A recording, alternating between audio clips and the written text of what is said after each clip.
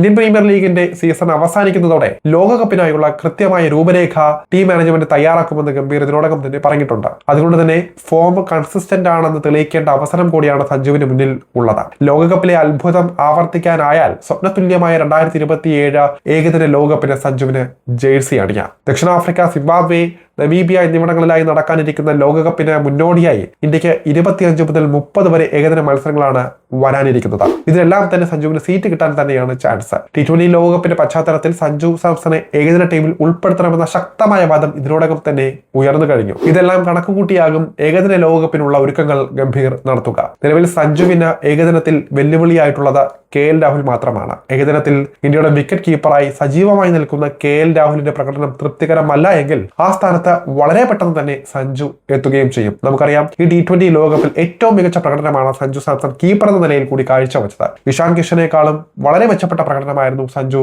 വിക്കറ്റിന് മുന്നിൽ കാട്ടിയത്. അതുകൊണ്ട് തന്നെ സഞ്ജുവിനെ പ്രഥമ പരിഗണന നൽകാൻ തന്നെയാണ് ചാൻസ് ഉള്ളത്. KL രാഹുലിനെ സംബന്ധിച്ചും സമ്മർദ്ദം നിറഞ്ഞ നാളുകളാണ് വരാൻ പോകുന്നത്. എന്തായാലും ഇപ്പോൾ സഞ്ജു കൂടുതൽ ശക്തനായത് മറ്റുള്ളവരുടെ സ്ഥാനത്തിന് ഇളക്കം സൃഷ്ടിച്ചുകൊണ്ടാണെന്ന് ചുരുക്കം.